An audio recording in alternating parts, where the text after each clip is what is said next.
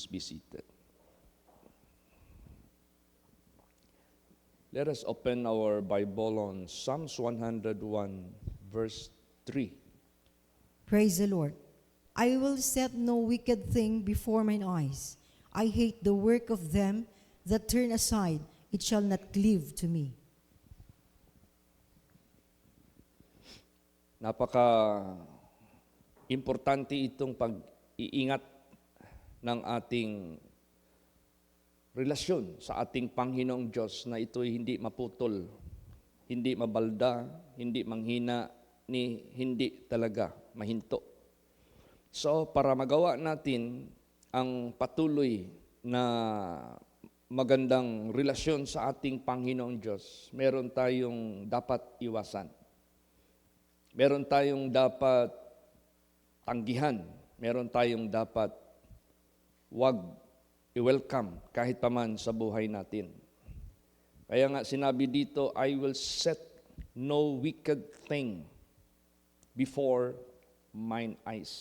Hindi ako maglagay ng anumang masamang bagay sa aking mga mata. Ibig sabihin yan, kung ano yung nakikita natin na mga wickedness, kasamaan na ginagawa ng mga tao, huwag nating tularan. Huwag nating gawin. I hate the work of them that turn aside. Turn aside.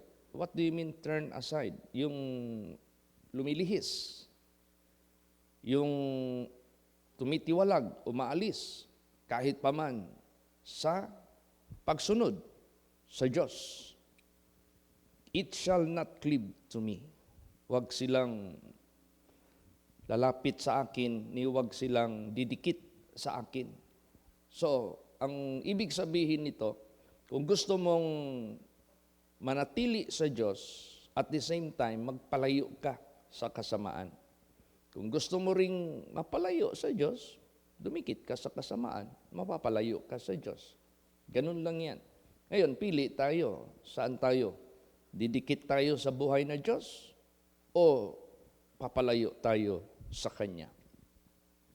Alam mo itong mga gira na nangyayari sa sanglibutang ito, ay nasulat na ito sa banal na salita ng Diyos. At malaki po ang dulot nito. This is global.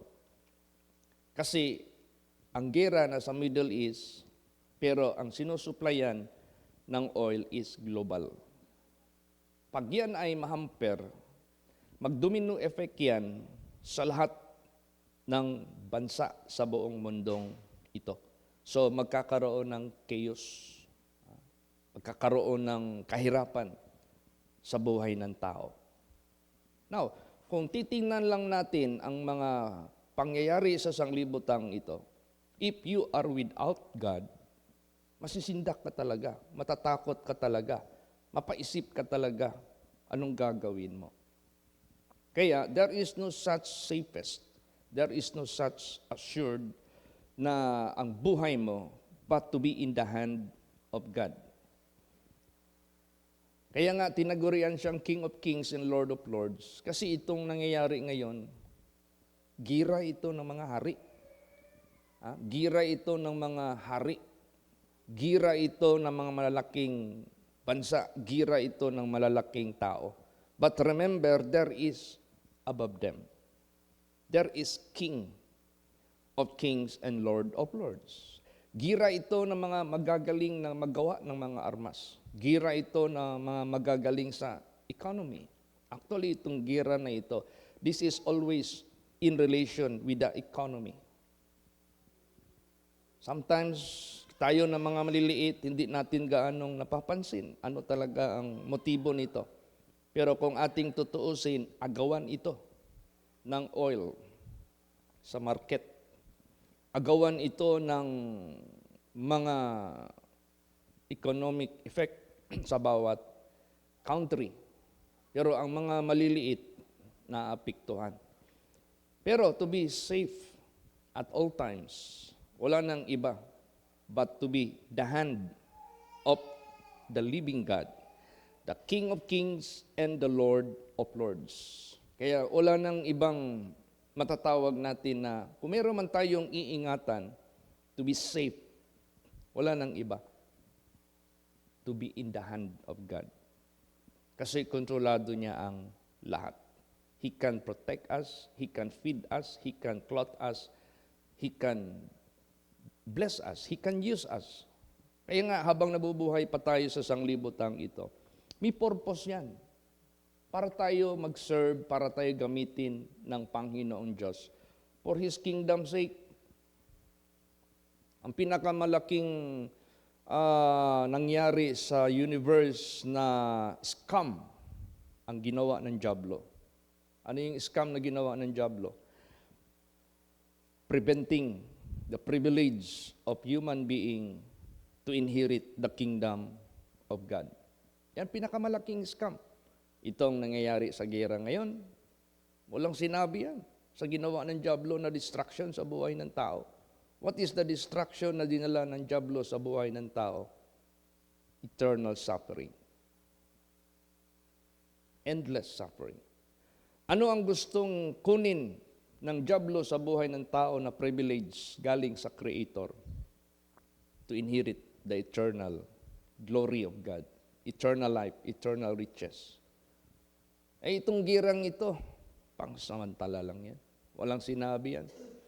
Kaya wala nang pinaka-importanting bagay sa buhay ng tao na mangyari sa kanya is to remain in the hand of the living God na bumisita sa atin dito, nagpakatawan tao, para lang ihatid sa atin ang totoong katotohanan na gusto niya hindi tayo mabiktima ng greatest scammer sa buong universe na ito. Yung mga pangyayari sa sanglibutan, walang ano yan. Walang saysayan. Kung tingnan natin ang katotohanan ng Diyos. Nasulat na yan eh. Mangyayari talaga yan. Hindi mo na yan pwedeng sabihin na hindi mangyayari. Mangyayari talaga yan. Pero kung ang bibig ni Jesus ang bantayan natin, huwag kayong matakot. That is not yet the end of all. That is just the beginning of sorrow. Para lang gisingin ang mga tao na tumitiwalag sa totoong Diyos. So ngayon, pag ikaw ay ayaw mo ng kasamaan, ayaw mong mahiwalay sa Diyos, ayaw mong mawala sa kamay ng Diyos, ibigin mo ang Diyos. Parang mag-asawa. Gusto kayong hindi maghiwalayan, mag-ibigan kayo sa isa't isa. Praise the Lord. Oh. Kasi kung wala nang pag-ibig sa isa't isa, what for magsama kayo? Ganon. Ang Diyos, bakit niya tayo inibig? Gusto niyang isama niya tayo sa Kanya forever. Gusto niyang hindi tayo mahiwalay sa Kanya. That is love. But if you refuse to love God, hindi ka rin makasama sa Diyos. What for? Sasama ka sa Kanya na hindi mo iniibig. Kaya nga, love must be mutual. Praise the Lord. Ganon ang kaligtasan natin. Kung gusto mong manatili sa Diyos, dalhin ka niya sa Kanyang kaharian, gusto kang manatili sa Diyos para gawin niya yung lahat na blessing sa iyo. Dito ka man sa sanglibutang ito, He can do it for you, at lalo't na sa kabilang buhay, then you have to love God. Now, in loving God, you cannot love God at the same time loving sin. Hindi mo pwedeng gawin yan. Ang nangyayari ngayon yan, that is a provocation against God. Kaya sa sanglibutang ito, napaka-importante yung ating relasyon sa Diyos. So if ever you love God, at the same time, you have to hate the evil. Basahin natin. Psalms 97 verse 10.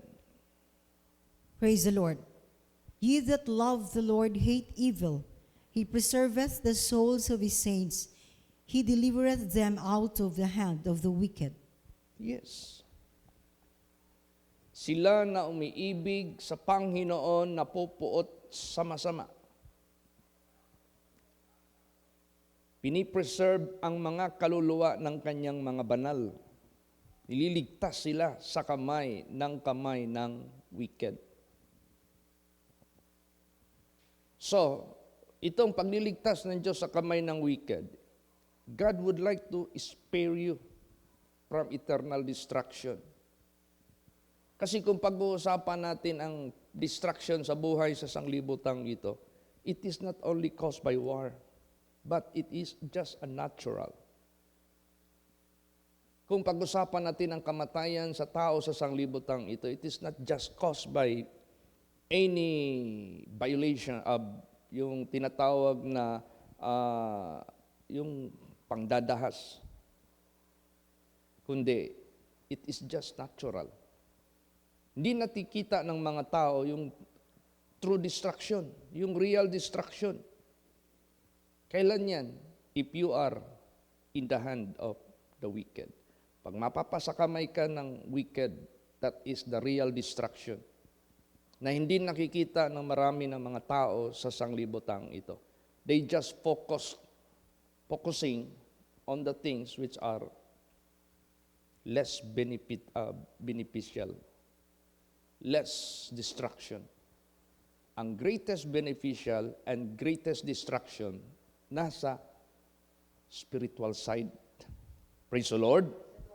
Kaya sa buhay natin, napaka-importante yung preservation ng ating relationship sa ating Panginoong Diyos.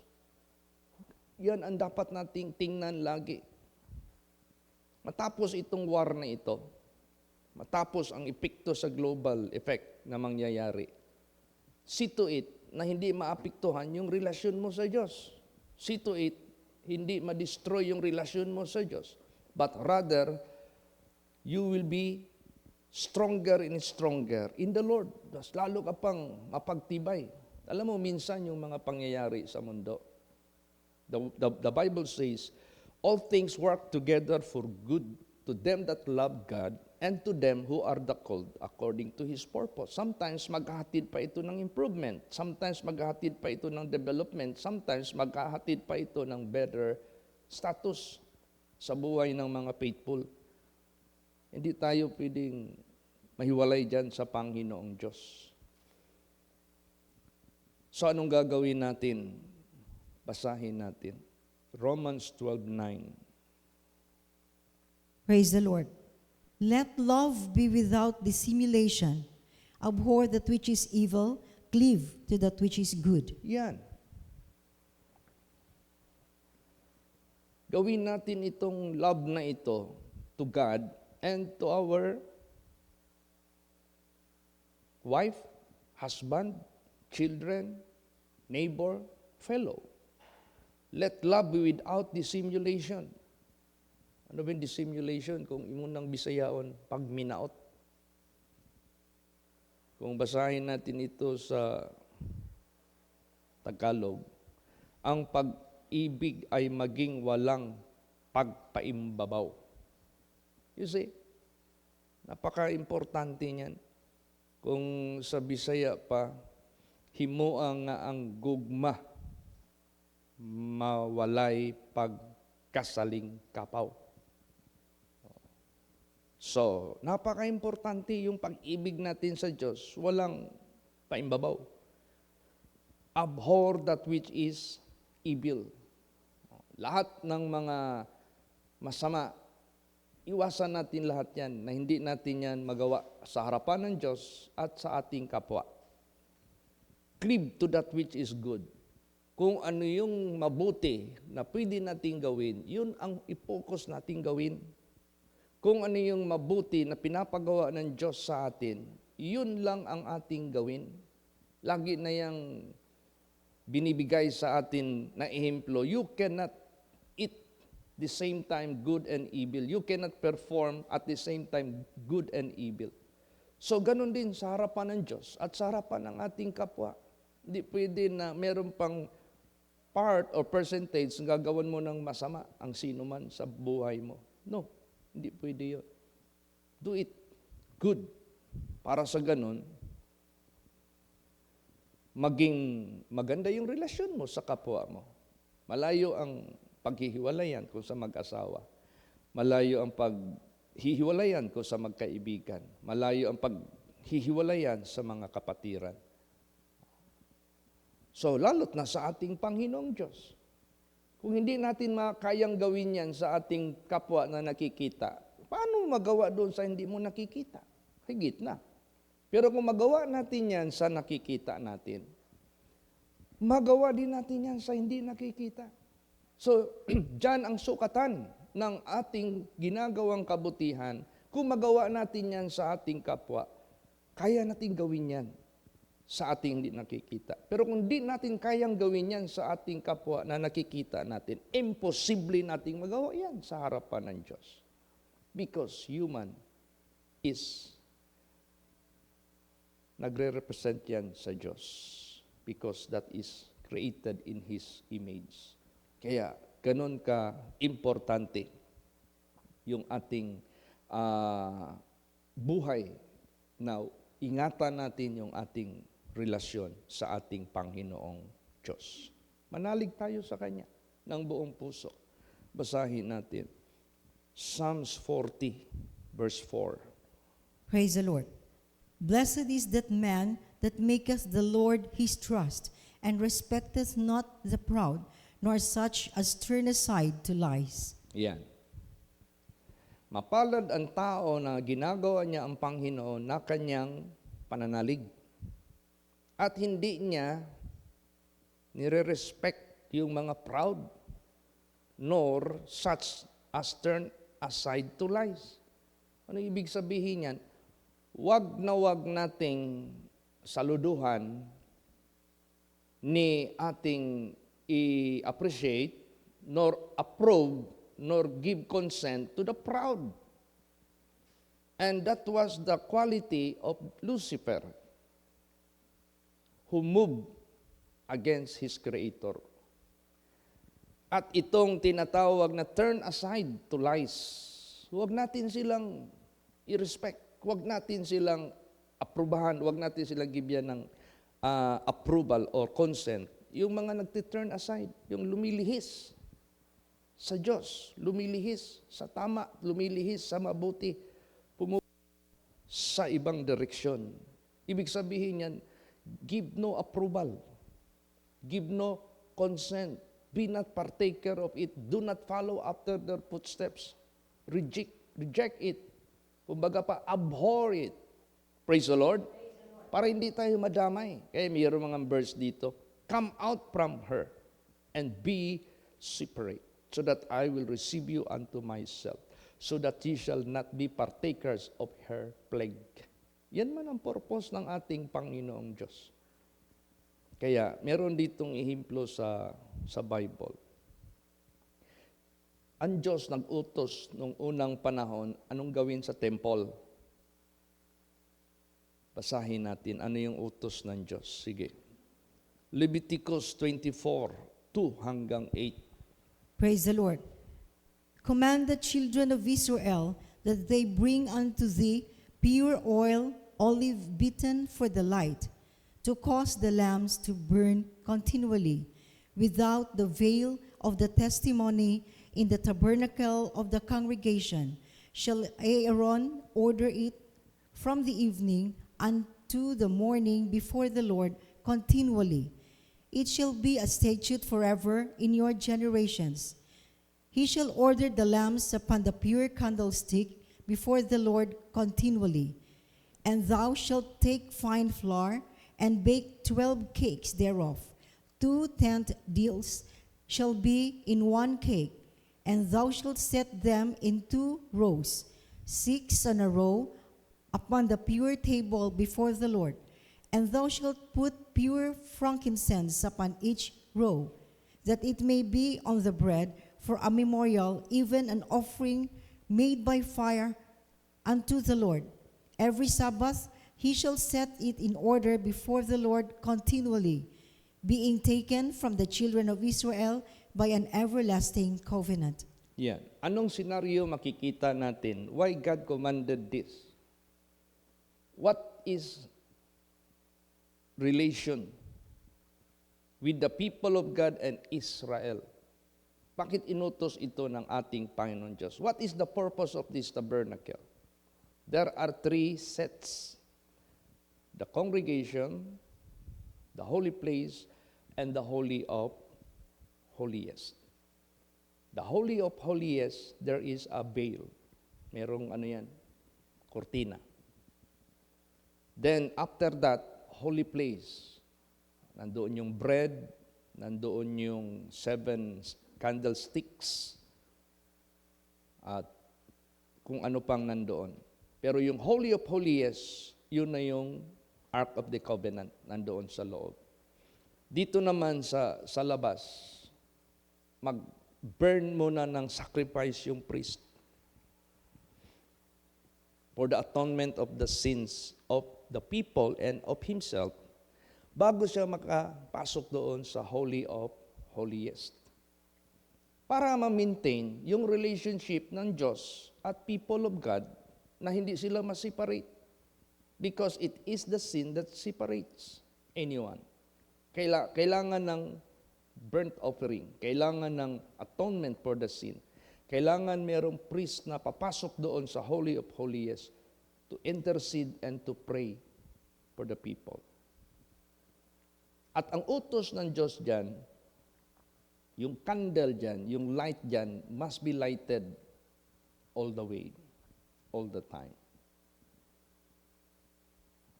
Lahat ng mga preparation, yung bread kailangan nandyan. Yung pabango kailangan nandyan. So makita mo yung atmosphere ng temple na dapat this must be maintained. Ngayon, sa New Testament, si Jesus Christ na ang gumawa ng paraan para yung veil na yan mabuksan. So that we have all the boldness to enter into that veil. Bakit? Because by the sacrifice of Jesus, sin is being removed. Atonement of our sin. He is the sacrificial lamb. So, kailangan bumukas na pala ang pagkakataon na mapurgiven tayo by the sacrifice of our Lord Jesus Christ once and for all. Not every year, but once and for all. Para tayo na through the gospel of Jesus Christ, forgiven tayo, we have the boldness to enter into that veil. Para sa ganon yung relationship natin sa Diyos, hindi na ito makaroon ng separation. Continuous na ito. Praise the Lord. Ngayon, mayroong hari dito sa Bible na sinarduhan niya ang pintuan ng temple. Sinira niya lahat ang mga holy things, pinag-chop-chop niya. Tapos in replacement of that, nagtayo siya ng mga altars in every corner sa Jerusalem. Nag-offer siya ng mga sacrifices sa mga idols. Kaninong idols yun? Idols ng kanyang kaaway na nagtalo sa kanya. He was defeated by a king. Ngayon, isip niya, malakas yung Diyos niya. Natalo ako . Ano kaya yung Diyos niya? Gawin ko na lang din Diyos ko. Pero mga idols yun. So ang ginawa niya ngayon, sinara niya yung temple. Nagkaroon siya ngayon ng panibagong pamamaraan na magpagsamba. Yung kaaway niya na tumalo sa kanya, yung Diyos ng kaaway niya, yun ang kanyang tinayuan ng mga altars, yun ang sinamba niya. Kaya naggalit ang Diyos sa kanya. Meaning to say, there is God greater than the gods that can perform such punishment sa mga naghihiwalay sa Diyos. Kaya tayo, huwag tayong mahiwalay sa totoong Diyos. Praise the Lord. Kasi siya lang yung nag-iisang Diyos na higit sa lahat. Basahin natin kung sino yung tao na yan.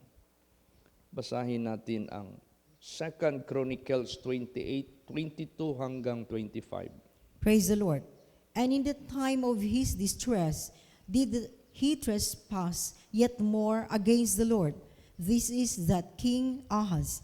For he sacrificed unto the gods of Damascus, which smote him.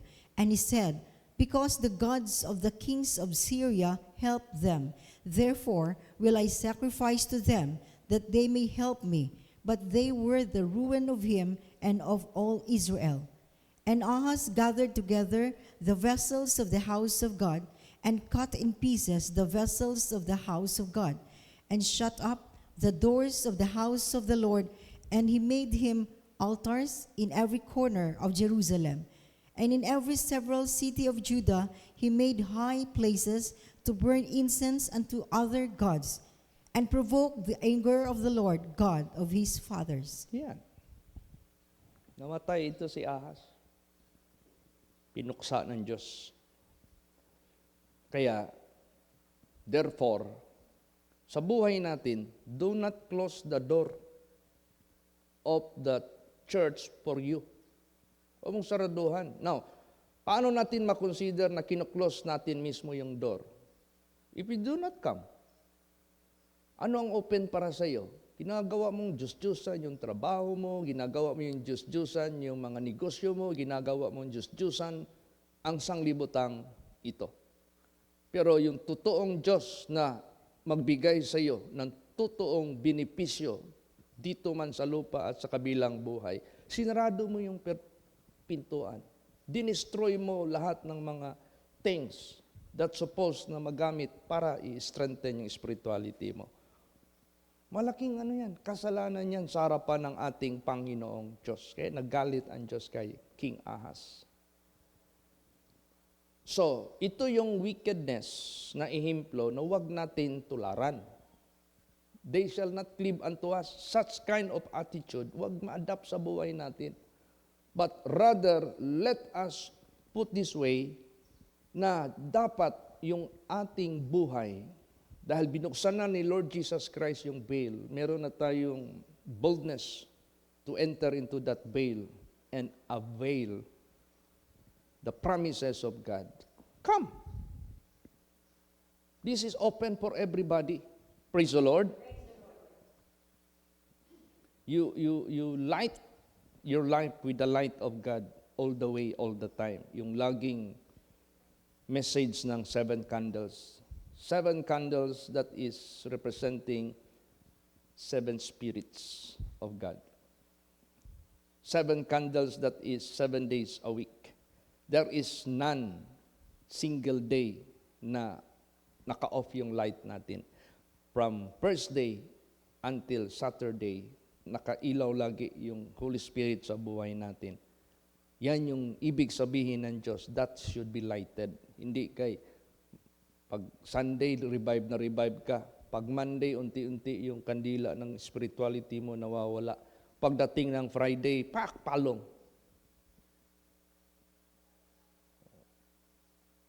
Hindi pwede yun. Kailangan lighted, lagi yan. Praise the Lord.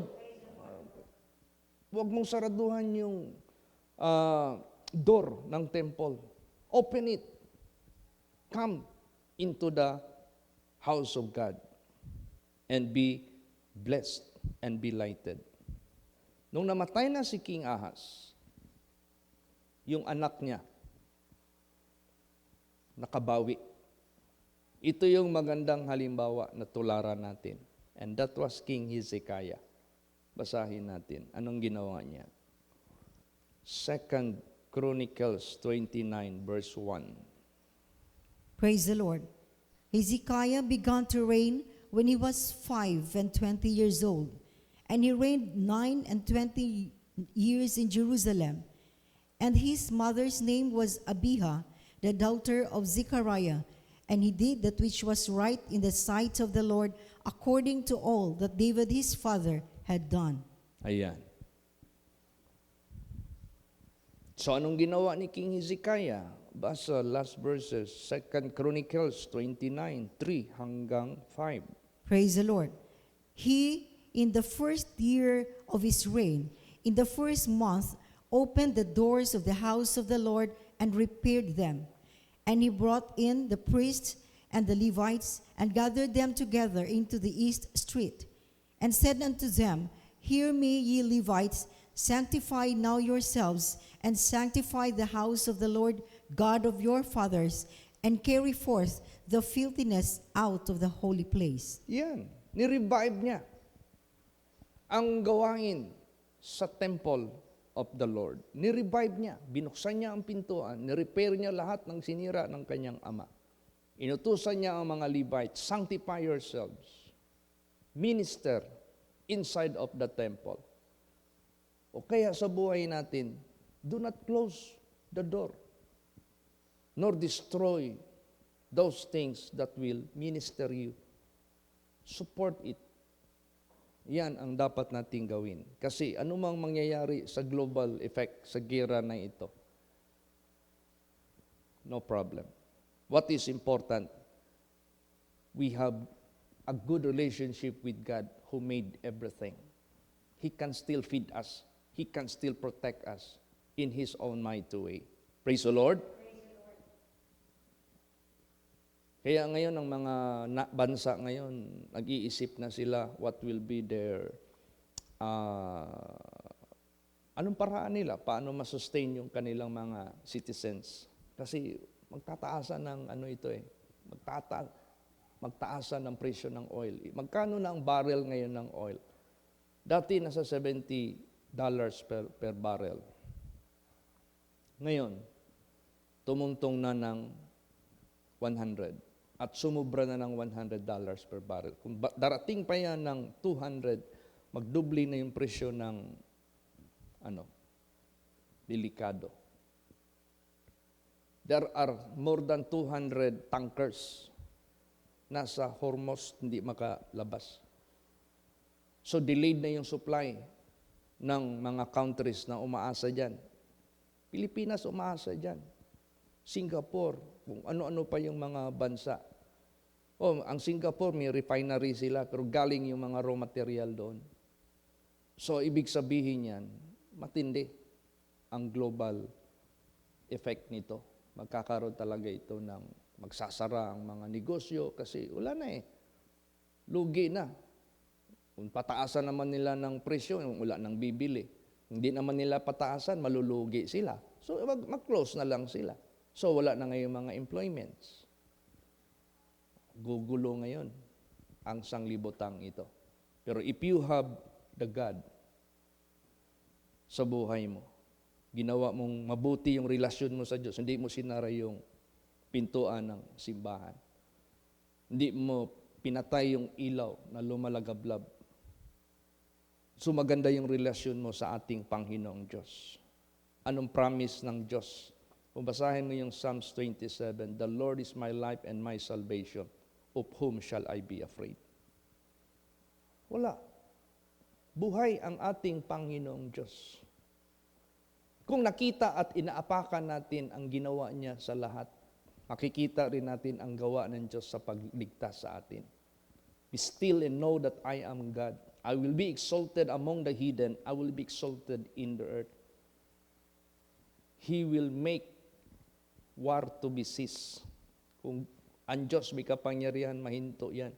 Nasa kamay niya ang lahat. Kaya, therefore, sa buhay natin, do not set any wicked before your eyes. You hate the work of them that turn aside. I-hate natin yung ginawa ni Ahaz. Huwag silang mag-cleave sa atin. But let us love ang ginawa ni King Hezekiah. Kaya si King Hezekiah, kung basahin mo yung Bible, God bless him. And the country was so developed. God bless them. Kaya sa buhay natin, napaka-importante yung ating paninindigan sa mga mabubuti na ipinakita ng Diyos sa atin at inuutos niya. Huwag nating kaligtaan yan. Gawin natin yan ng buong puso. Let us love the Lord. But they that love the Lord hate evil. Praise the Lord. Do not do evil to your husband as a wife. Do not do evil to your wife as a husband. Do not do evil against your pastor as a member. Do not do evil as a pastor to the members. Do not do evil to any neighbors of this planet. Wag. Let us do good for the good sake para hindi tayo mahawaan ng kasamaan. But rather let us hate evil. Pag sinabi, if you hate evil, sinong ganahan gawin mo isang bagay na kinakapuutan mo? No. But rather, let us rejoice doing good. Yun ang gusto ng ating Panginoong Diyos. Praise the Lord. Gusto mong maging mabuti yung relasyon mo sa Diyos, ibigin mo ang Diyos. Gawin mo yung ano yung kinaliligaya ng Diyos. At huwag mong gawin yung ayaw ng Diyos na gawin mo. Ganon din sa relasyon, sa mag-asawa. Iniibig mo yung asawa mo o yung husband mo. Gawin mo yung gusto ng husband nag-ipagawa sa iyo. Ganon din sa asawa. Gawin mo. Huwag mong gawin ng masama. Ay, tingnan natin. Kung hindi kayo tatagal, maganda yung pagsasama. Kung magsama naman lang tayo sa mag-asawa, gawin nating sweet. Gawin nating quality. Kaya nga sa preaching ko lagi, nagtatanong ako doon sa kinakasal ko, ikaw ilang taong ka na? 40 years old. Sige, considering 80 years ka mabuhay, meron kang 40 years to cherish your wife. Ikaw naman asawa, palagay natin ang relationship ninyo mahinto after 40 years. So, meron kang 40 years to serve and respect your husband. But if you are husband, want to be respected, kailangan yung gawa mo marespetuan din. Praise the Lord. O, kung gusto kang ibigin ng asawa mo, love your wife and cherish your wife. Because love begets love. But if you hate your wife will hate you because hate begets hate. Praise the Lord. So, lalo't na tayo ng mga lalaki, kung tinuturing natin ang sarili natin haligi ng pamamahay, tayo yung number 1 na mag-initiate sa lahat ng ikabubuti ng ating pamilya. Praise the Lord. Kung ang babae ang siyang ilaw ng tahanan, kailangan ipakita mo yung iyong ilaw. Huwag mo patayin. Praise the Lord. Ganun man lang yan. Pero, gawin natin kung gusto mo na magandang relasyon mo sa Diyos, ibigin mo ang Diyos. Hindi ka hiwalayan ng Diyos. Dadalhin ka niya sa kanyang kaharian. Tingnan mo yung pagbalik ni Jesus, tinuring yang marriage of the Lamb. Bakit marriage of the Lamb? Hindi ka na ihiwalay ng Diyos. Dadalhin ka na sa kanyang kaharian forever and ever. Pero anong na-require ng Diyos sa bride? Tayo yung bride eh. Kailangan ibigin mo ang Diyos habang naghihintay ka. Huwag kang gagawa ng kasamaan sa Diyos na magsisiparate sa Kanya. Ano ngayon ang utos ng Diyos? It is the will of God, even your sanctification. Abstain from fornication. Keep your virginity intact. You must be never been touched and never been kissed. Para pagbalik ni Kristo, virgin ka. Pakasalan ka niya. Now, hindi mo man magawa yan if you do not love God. Now, paano ni Jesus binigay sa atin ang idea how to love Him? Keep my commandments, Jesus said. So while we're waiting, love God by keeping His commandments. Yung mga do's, yun ang gawin. Yung mga don'ts, huwag mong gawin. Praise the Lord. So, ask yourself. Kaya nga sabi ni David, search me, O God, and know my heart. And if you see wicked way in me, lead me in the way everlasting. Yan. Nandyan lahat sa Kanya ang guidance na kailangan natin sa buhay po natin. Bigin mo yung asawa mo, di ba makikita mo rin yung blessedness gagawin niya sa iyo. Praise the Lord. Minsan nga, sabi ko, nag-prepare ba ako ng devotional? May leading si Jesus sa akin na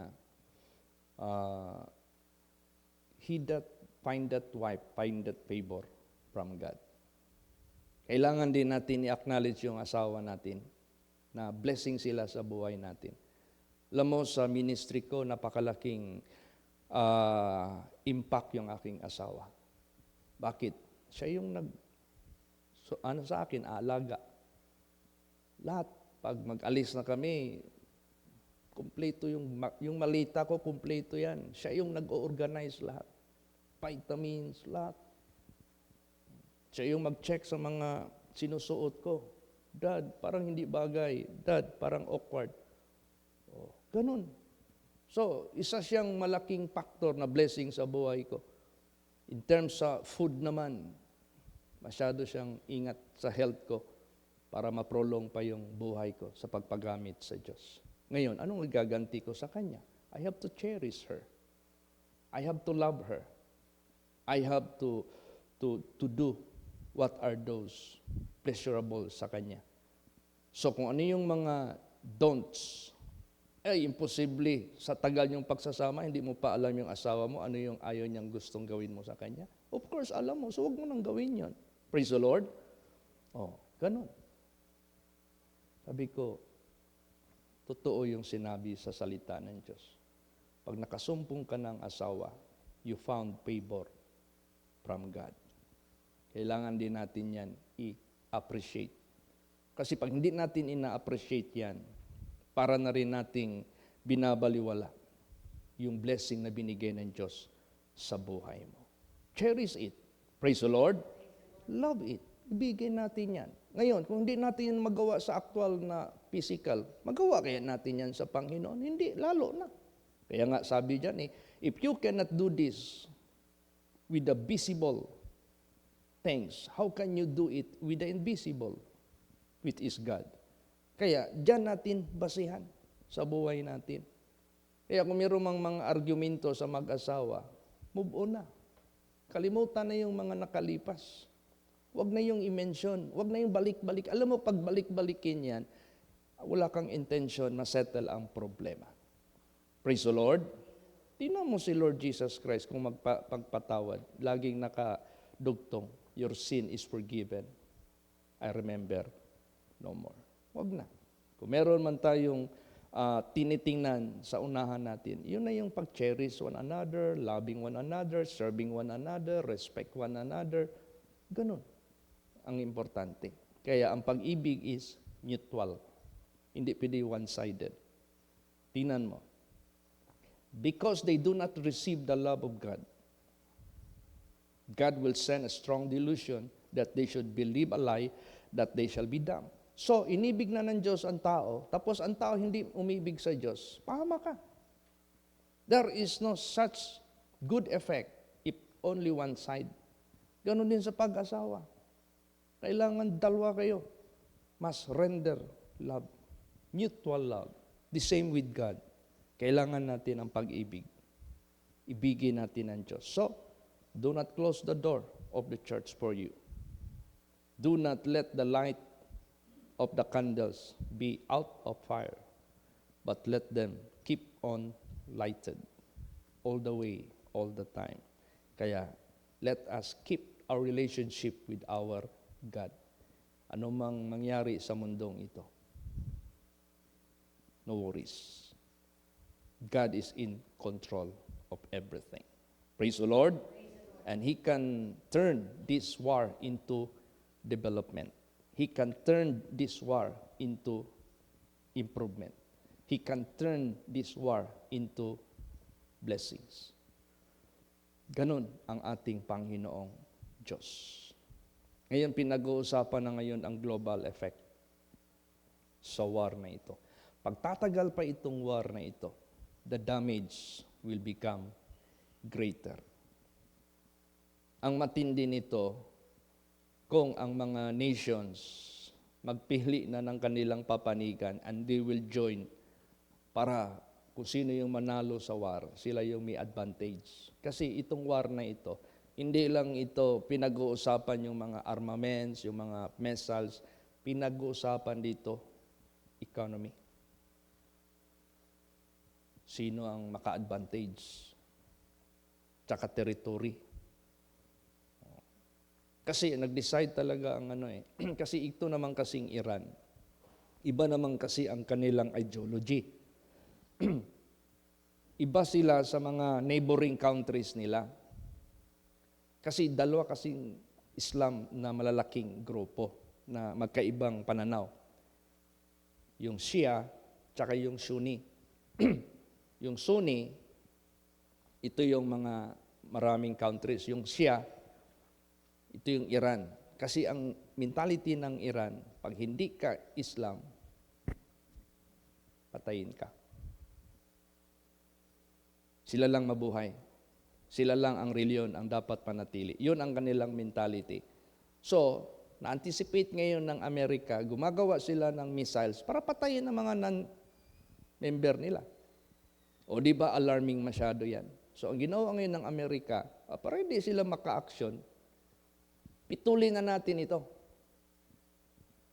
Yan ang totoo. Tapos, Israel, kalaban talaga nila yan. Matagal na yan. Nung una pa yan. Kaya, everything, let us keep close to God who is in control of everything. Praise the Lord. God will decide. Siya yung magdi-decide. Malaking ito.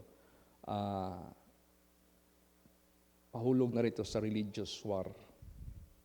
Kaya, let us pray na mag-prevail ang katotohanan ng ating Panginoong Diyos. Praise the Lord.